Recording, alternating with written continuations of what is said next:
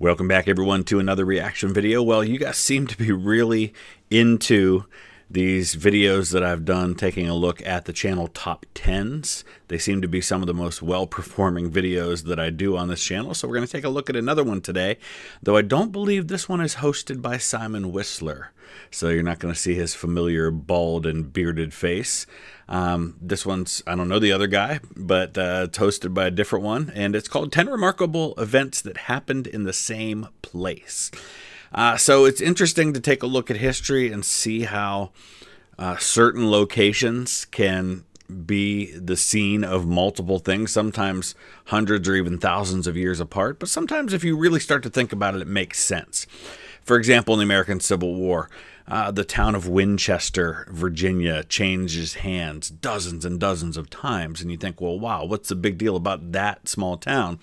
Until you look at the strategy and the tactics of the Civil War, and you look at its location on the map and realize it's strategically placed at the northern end of the Shenandoah Valley, which was incredibly important and a part of the state that was probably fought over the most. Then it starts to make more sense. So I'm guessing, I haven't watched this yet, but I'm guessing some of these are going to have that same element of the reason things happen there multiple times is sometimes because of the strategic location or the critical importance of that place. But we'll see as we dive into it. One other quick thought before we get into this. We're just a couple of days away from the deadline to sign up to join me in Italy. We're going to be going to Rome, to the Vatican. Our hotel is like a 5 to 10 minute walk away from the Colosseum in Rome. So it's pretty cool. We're going to be right centrally located. We're going to Florence. And then a bunch of us are sticking around after the main tour and staying a couple of extra days to go see the Monte Cassino battlefield from World War II, as well as the ancient ruins of Pompeii. So exciting stuff. Link is in the description if you want to check out that tour itinerary and join us. The deadline is 3 days from now, and we do have 4 spots left on that tour. So let's go ahead and dive into this. So hello and welcome to yet another episode of TopTenz. I'm your interim host, Carl Smallwood. This is my stuffed anteater called Snoot, and today we're talking about 10 remarkable pairs of events that happened in the same place. As with all videos here on TopTenz, this one is based on a script submitted to us by a member of our writing team, that being Ian Forty, who you can follow with the links found below. Also, because I've been instructed, I need to get me a writing team. I do everything myself. By the higher-ups behind the scenes, I should say the words like, comment, subscribe, because me simply saying that means that all 3 of those things are more likely to happen. It sounds weird, but hey, while you're at it, not only like and subscribe their channel, do the same for this one, please. Thank you. It's true, so there we go. Some people see a coincidence and believe it's a sign of something more, of divine intervention, aliens, fate, or who knows what else. They want there to be order in the chaos and to find meaning in seemingly unrelated events. Others see it as just a weird twist of luck or fate. Something uncanny that defies the odds. No matter how you choose to look at a coincidence, though, it's hard to ignore they can often be very compelling. Is there anything more behind these events that coincidentally happened in the same place at different times in history? Well, why don't you let us know in the comments, while you're liking, commenting, and subscribing. See, repeating it as well means it's also more likely to happen. Isn't psychology fun? Number 10. There were 2 battles of Thermopylae. In 2006, the movie 300 came out and weird dudes online everywhere were forever changed. The movie ingrained the previously seldom discussed Battle of Thermopylae firmly in the pop culture zeitgeist. And though the film is an exaggerated version of a comic that itself was a fictionalized retelling of historical events, there is some truth to what is depicted therein. For example, there really was a Spartan king called Leonidas who, along with 299 of his bestest buddies, defended all of Greece. But he was like 60 years old when the Battle of Thermopylae was fought from a Persian invasion. There are some additional details that often get left out of retelling, such as having reinforcements made up largely of slaves, and they didn't have like giant monsters, and they didn't have like the weird CGI drawn on abs. But the key piece of information to take away from all of this is that there really was a time in history where a small force of just 300 men managed to hold off the might of an entire... It wasn't just a small force of 300 men then. He alluded to other reinforcements. There were literally thousands of Greeks that were allied with the Spartans who were there. At the very end, there was no point at which it was just the 300 Spartans. There were always additional forces. There were less at the end, but it was still always more than 300. Opposing army, at least for for a few days. And yes, while they all ultimately perished in the conflict, the damage they inflicted was largely psychological and remembered throughout history. Now enshrined in movies like 300. But fast forward a couple hundred years to 1941, and there was indeed a second Battle of Thermopylae, this time between Nazis and Allied forces comprising of British, Australian and New Zealand. The Germans were attempting to invade Greece and the Allies were withdrawing, but two brigades remained at the rear to defend against the Axis invasion. A panzer division and another battle group were held back by sustained artillery fire, and though the battle was not nearly as dramatic as the original, though likely contained just as many explosions as the Zack Snyder version, many German tanks ended up being destroyed. Across Greece, Germans took heavy losses against a much smaller force of allies aided by local Greeks. Though the Germans took Greece and the entire Allied operation in Greece was considered to be a failure, their efforts made sure the Germans paid dearly for the progress that they'd made. Much in the same way Leonidas ensured that the Persians only attained victory at a severe cost. Yeah, so Thermopylae is one of those examples of just being a strategic location. Now, it's important to note that today it looks very different than it did at the time of the battle fought by Leonidas and the Spartans. The terrain changes. I mean, even in a couple hundred years it does. You go to Yorktown today, and the very famous redoubts 9 and 10, which were the ones that were taken by the likes of Alexander Hamilton and his friends in that final battle that sealed the fate of the British at Yorktown. Well, one of those redoubts is kind of half gone now because of erosion. It's just the terrain is always changing, and erosion has caused a lot of changes to what Thermopylae looks like today. It's not the narrow passageway that it once was, but it's still a strategic location where a small force can hold off a big force because of the nature of that terrain. So it doesn't surprise me a lot that multiple battles have been fought there, and I'm sure there have probably been other ones in history. Number 9. Both Alexander Hamilton and his son died in the same spot. With the same guns. Isn't so popular these days, but once upon a time it was the go-to way for any gentleman worth his frilly shirt to settle a dispute. Just ask Alexander Hamilton, or his ghost, since he died in a duel. It was July 11th, 1804, when Alexander Hamilton took a bullet from Vice President Aaron Burr. Burr not becoming president was due in part to the machinations of Hamilton, and the men had a long history of animosity between them. But it's important to note that, unlike how it's portrayed in the musical, and if you want to know the whole story, one of the very first videos I ever did on this channel when I first made it was a live stream where I broke down the Hamilton musical song by song and talked about the history behind it. So if you want to check that out, it is still up on the channel. I'll try to remember to put a link down in the description for it. The immediate cause of the duel, unlike what it shows in the musical, had nothing to do with the election of 1800. Aaron Burr gets elected vice president. It's complicated how it all goes down, but basically when Thomas Jefferson becomes president and Burr is vice president, they make a change to the modern way that we elect president and vice president, where it's more like a ticket.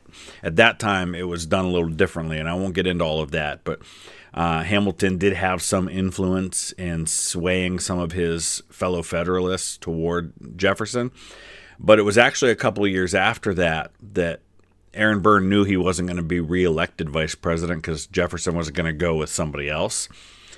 So he decides to run for governor of New York, and he loses that election.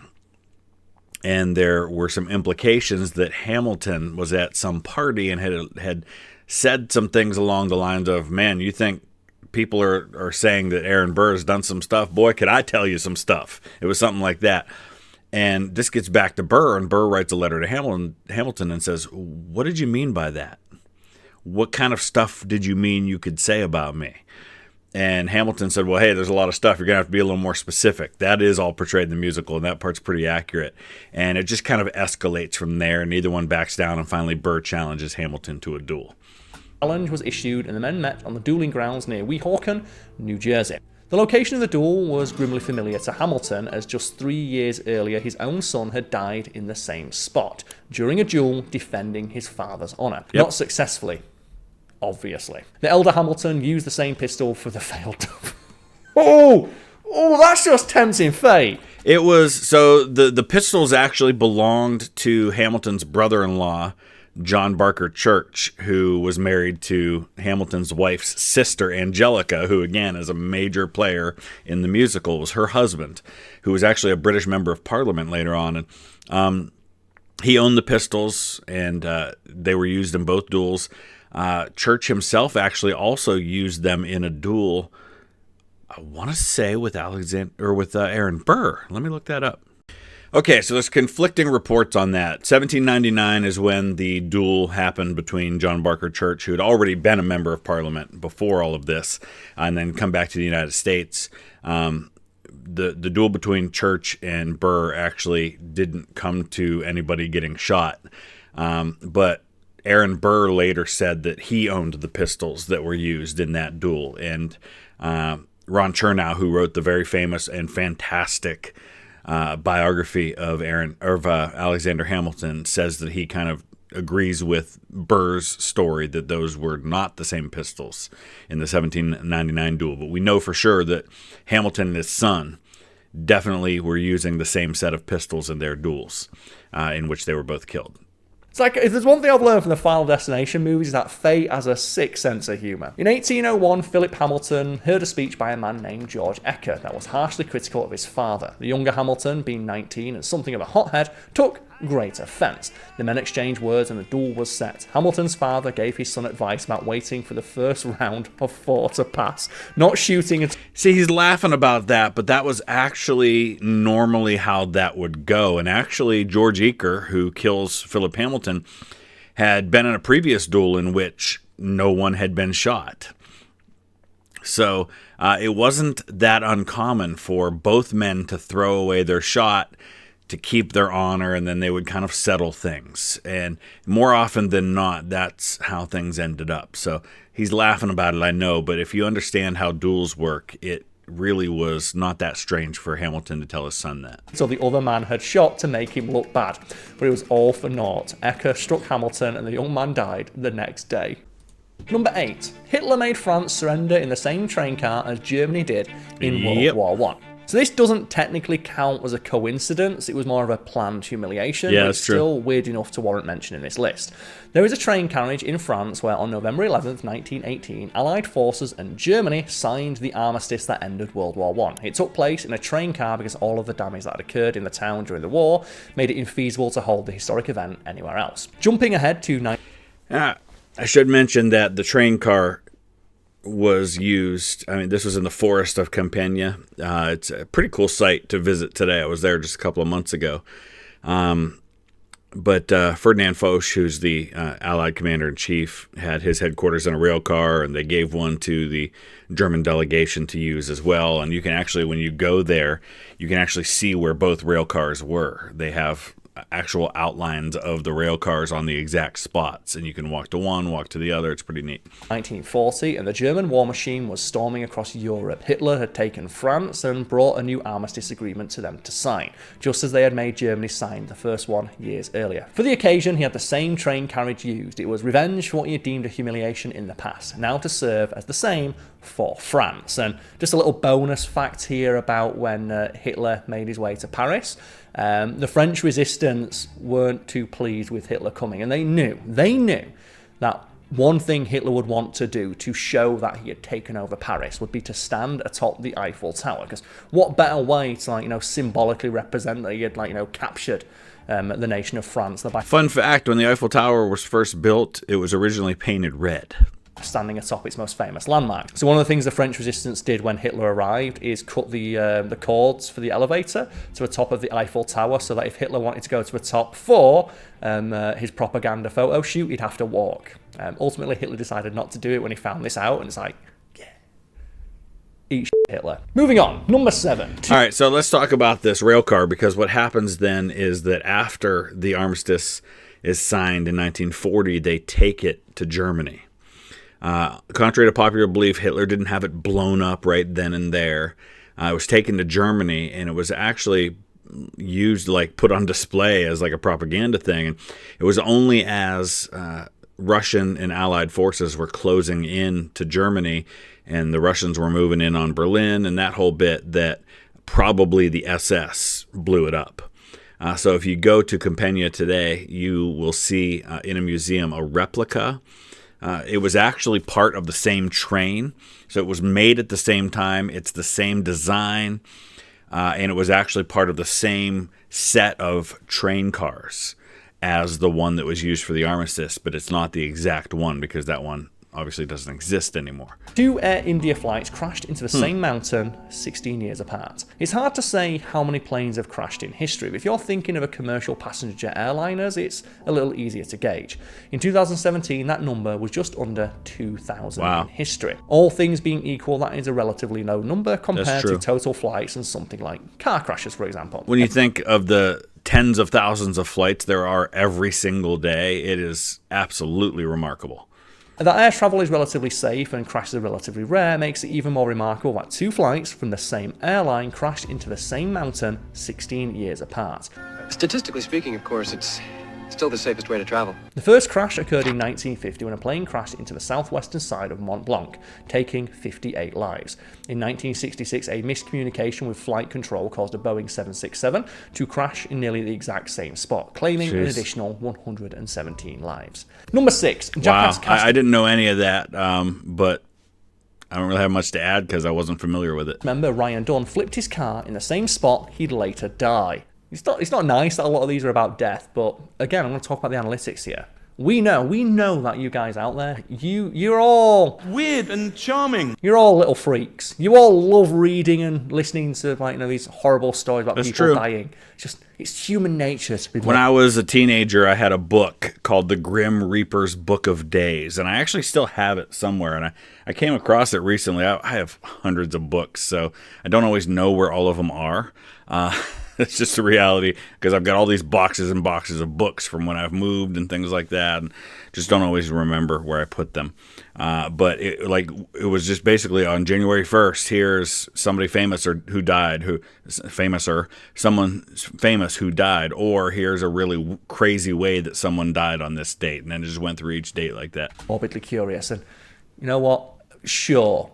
Let's talk about Ryan Dunn dying, shall we? So, the cast of the show Jackass have all put themselves through preposterous things over the years. They've been electrocuted, bitten by many deadly creatures, beaten, shot, exploded, and then some. But despite how it sounds, it was all meant to be fun. That said, there was some tragedy along the way, notably the death of Ryan Dunn, who died in 2011. Drunk, who was drunk, got behind the wheel of his car, and he was going about 130 miles an hour when he hit a tree. He died along with a production assistant named Zachary Hartwell. Bam Margera, Dunn's best friend, pointed out afterwards that he always suspected Dunn would get into an accident sometime, and that, in fact, the 2 of them had survived one in the same place Dunn had died 5 years earlier. According to Margera, his friend flipped the car 8 times in that incident, but they both managed to somehow walk away. It's my best friend. And that kind of leaves a sour taste in my mouth. So let me tell you a bonus fun fact about Jackass, specifically its origins. So there is a fabled, forbidden Jackass skit that has never been aired anywhere.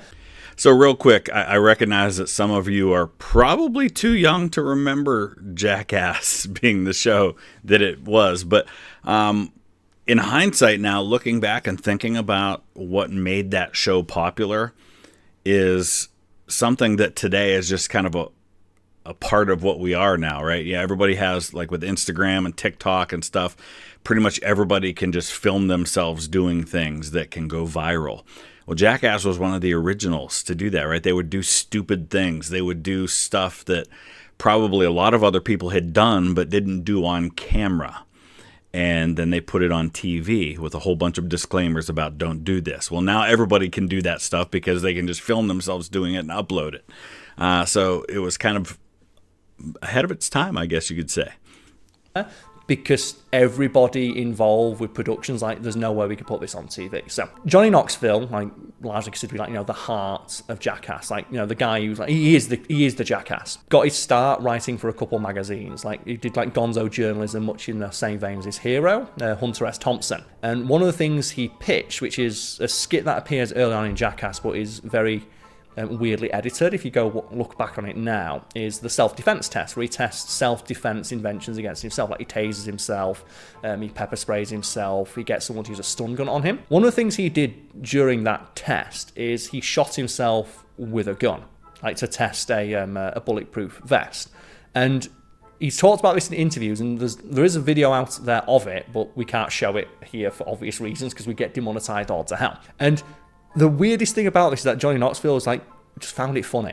And when he's been asked about it in later years, like, is it true you shot yourself for like an article you paid like $50 to make? Like, yeah, that was crazy. Do you know what the weird part is though? I couldn't afford a good bulletproof vest, so I bought the cheapest one they had. And he shoots it like diagonally down as well. And with that context in mind, it's easy to see why almost nothing in the Jackass movies seems to faze Johnny Knoxville. That man has faced and stared down death, and he didn't blink. Wow. Moving on. Number 5. 2 women in incidents 1 year apart were buried alive in Greece. Well, that's horrifying. So being buried alive is probably a fear no one has until the first time they hear about it happening.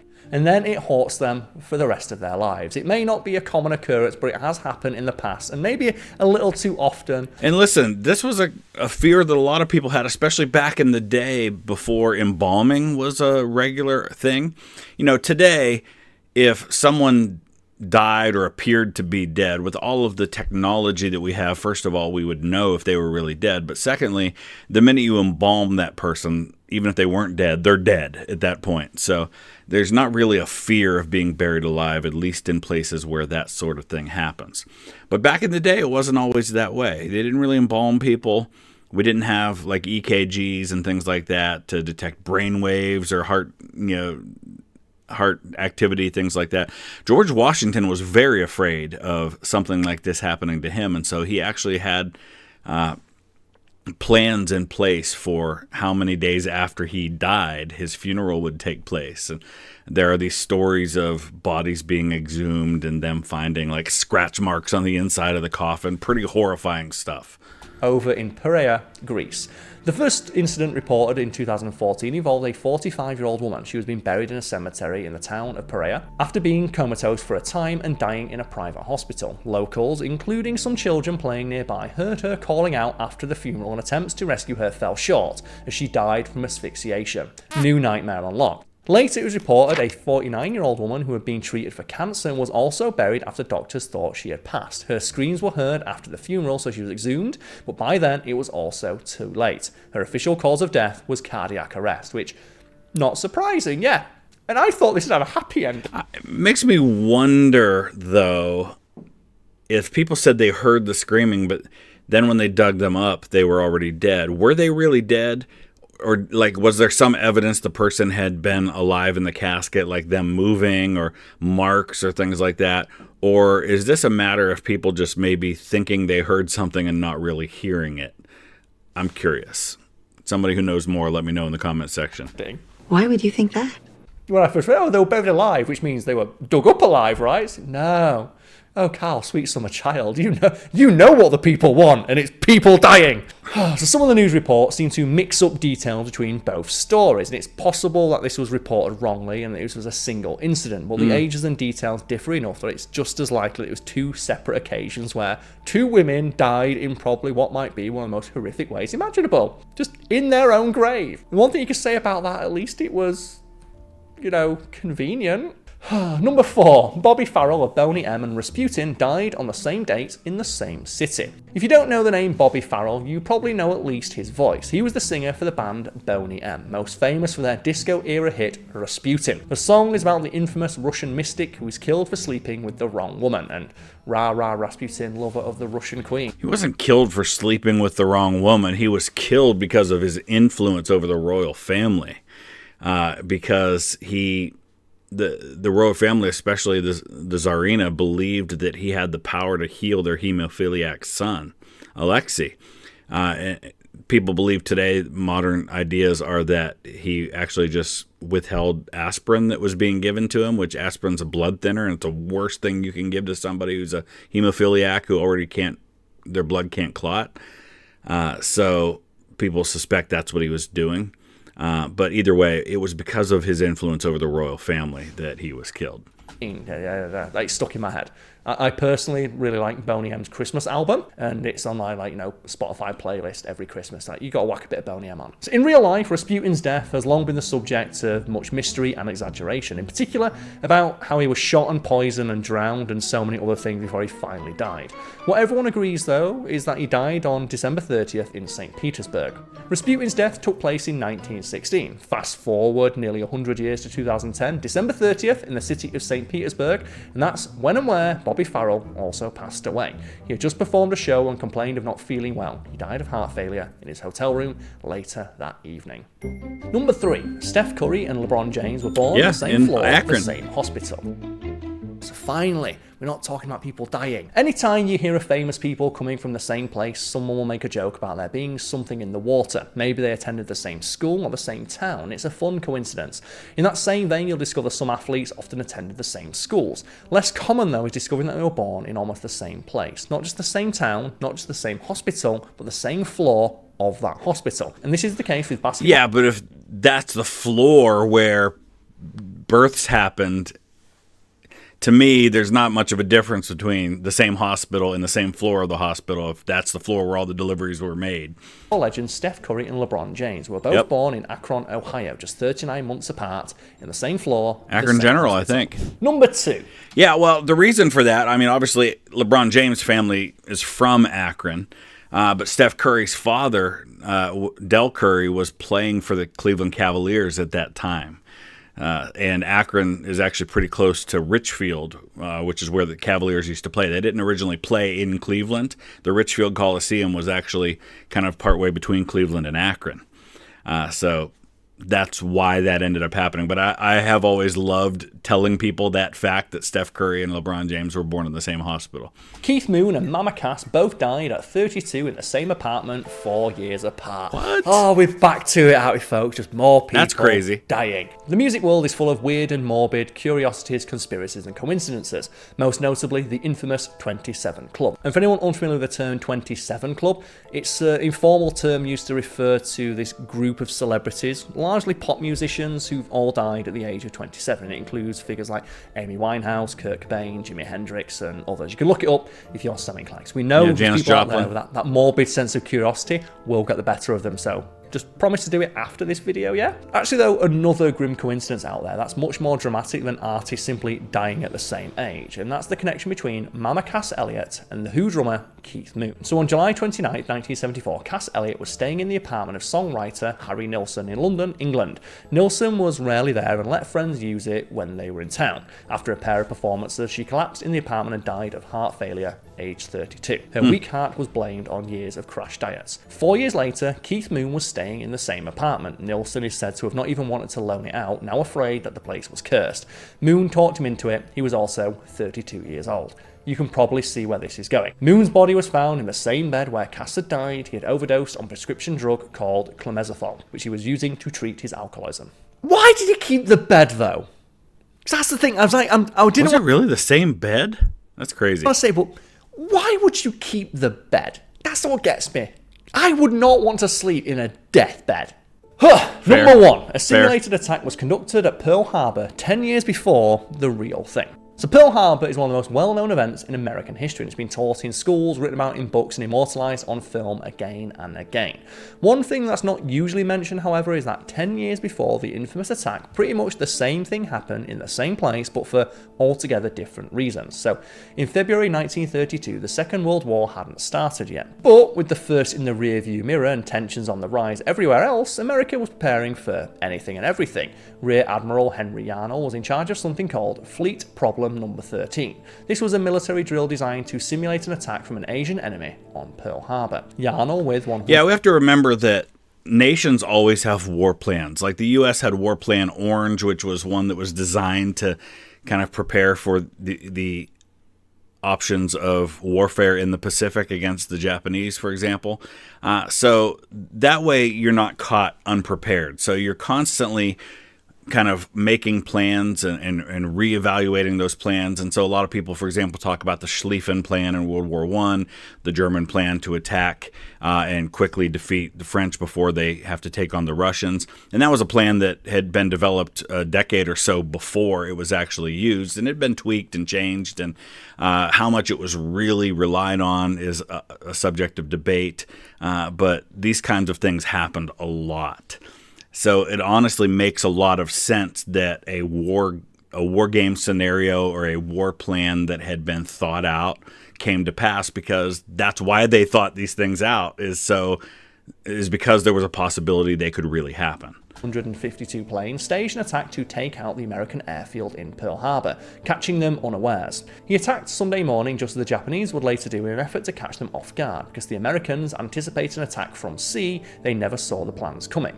Yarnell's forces dropped bags of flour, which were simulated bombs, and laid waste to the US base. Not a single American plane managed to get into the air before he'd finished his run. Though the attack was just a drill and Yarnell proved that Pearl Harbor was vulnerable, the military brass decided that his efforts didn't really prove anything. He attacked on a Sunday, which they basically called cheating, because, no one's going to attack on your day off during. So it reminds me of the scene in the Midway movie where the same thing happens. You have this young, innovative Japanese naval officer planning the Americans surprising the Japanese at Midway, and then the older Japanese guys complaining and saying, well, they're cheating. That wouldn't happen. The Americans aren't going to know we're coming.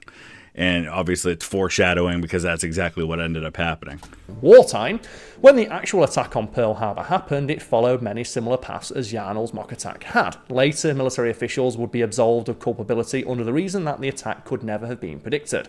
This gave rise to a conspiracy theory that the Japanese learned of Yarnell's fake plan and the US has since covered it up. What actually happened is the subject of much debate. Or it just made sense to attack that way, and several people from different nations in different time periods thought of it because it was a good idea. Go argue about it in the comments. And while you're down there, leave suggestions and feedback and all that good stuff.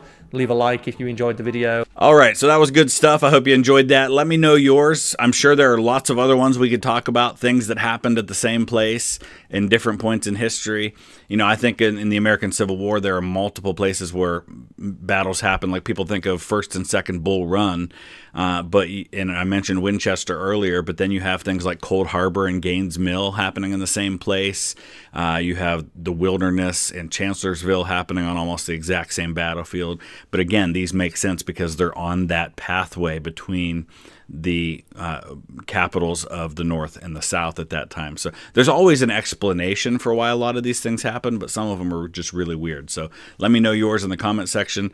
Check out the links in the description to things like my Hamilton review and, of course, the Italy trip and others.